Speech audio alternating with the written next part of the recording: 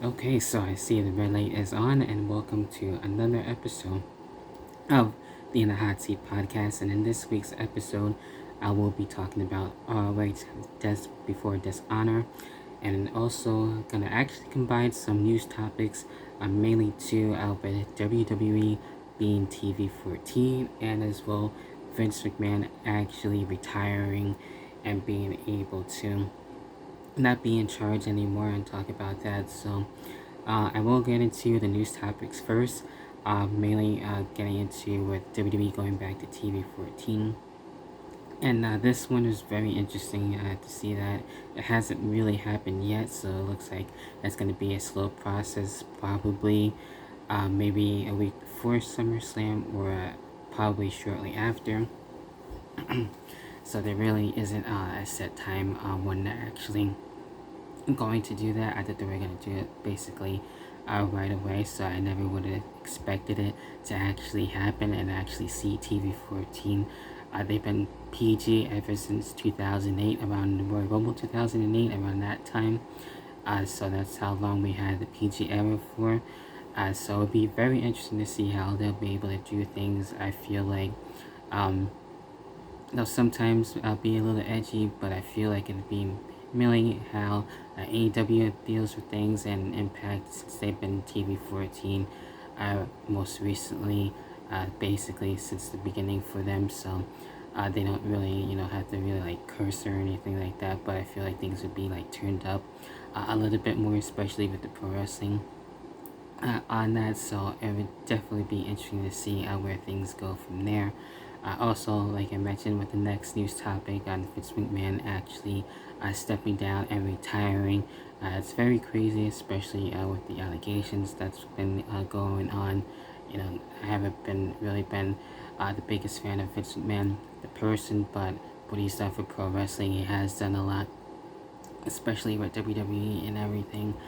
So able to basically separate the two people on that, so I can understand seeing the thank yous and everything from the character, what he's done there. So it's really wild because he talked about it for a long time and picture things, how things would be without Vince and everything, and then now it actually happens, and it's just really surreal at this point.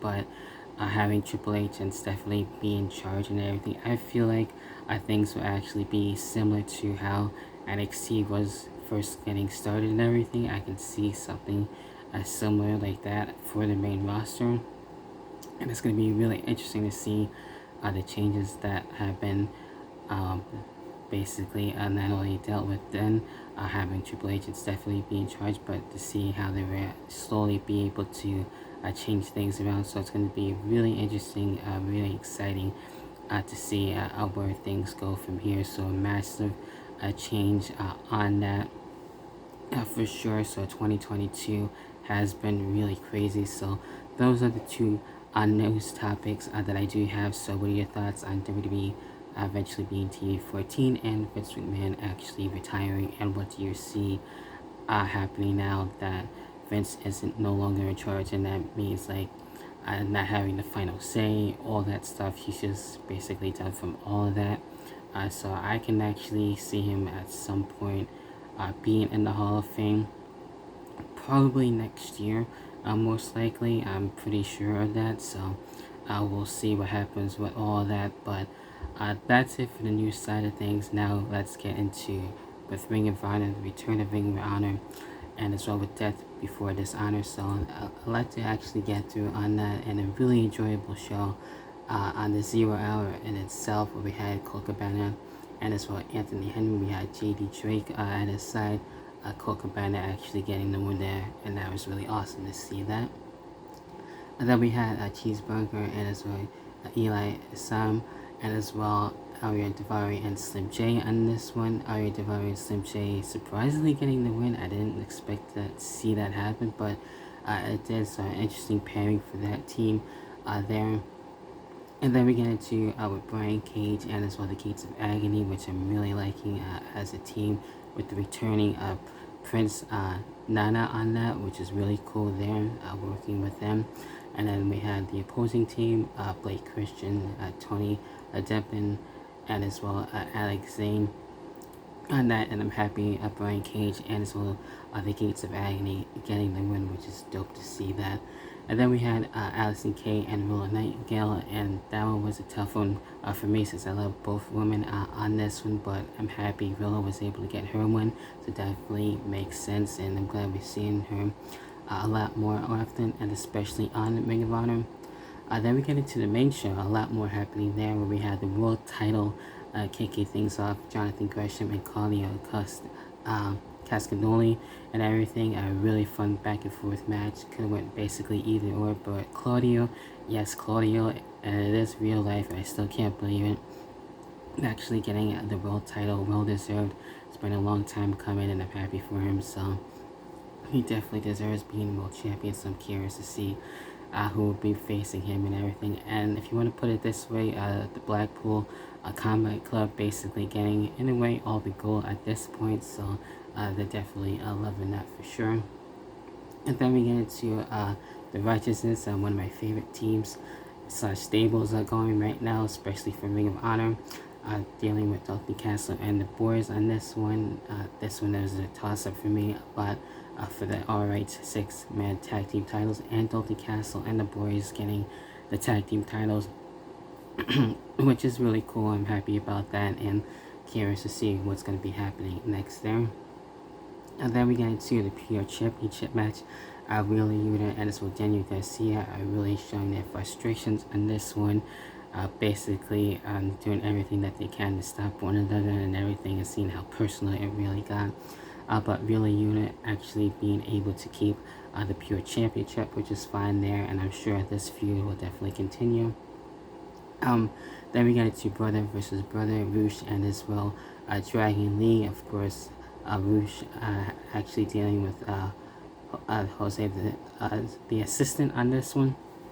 Still trying to get familiar with some people, but I know most of the people for the most part for Ring of Honor and everything. So with this one, that dive to the table, which is crazy to see that these two doing everything and anything that they could. But we had Roosh actually getting the win there to see who was the better brother on this point and everything. And I was hoping there wasn't being any tension or anything. They just went out there and had fun and kicked ass, definitely for sure. And then we get the Women's World Championship match where we have Mercedes Martinez and Serena Deeb. This one has been going for a while now. We see what they can do as a tag team, but now to really go at it, and then a singles run for the Women's Championship and everything. And Serena Deeb definitely came close. I thought she was going to win, almost making Mercedes Martinez actually tap out, but Mercedes actually came back and returned the favor and actually made Serena Deeb actually tap out, which is wild and definitely insane to see that. So she keeps her world title for the women's title. Then we get into the main event, of course, the 2 out of 3 falls match for the ROH tag team titles. Where we had FTR dealing with the Briscoes and everything. We've seen it all happen, and then this match from the Doomsday Device to basically cutting it down to the wire to see who would get the actual final pinfall and everything. So basically we see a bloody battle between the two teams, a fight forever clinic basically, as I like to call it, and in the end where we had FTR retaining and keeping the ROH World Tag Team titles all on that. So really cool stuff from top to bottom, from the 0 hour to the main card with the meat and potatoes on that. So really awesome stuff, and I hope we get to see more ROH for the long haul on that. I'm pretty sure that, so especially when AEW doesn't have their pay-per-views, we can have ROH in that place. I would like to see that. So it was really refreshing to see ROH back on that end on a Saturday night, which is really more enjoyable to see pay-per-view on a Saturday night. So with that being said, that was it for Saturday for ROH Death Before Dishonor. What are your thoughts? Those are mine. Of course, I appreciate the support for the Nazi podcast, as always. For the YouTube side of things, subscribe, and as well hit the notification bell to stay up to date, and as well continue to support with leaving a like as always to help the algorithm on that. So that about does it for this week's episode of the Hot Seat Podcast. I hope you tune in for next time, and I will be back for my SummerSlam review.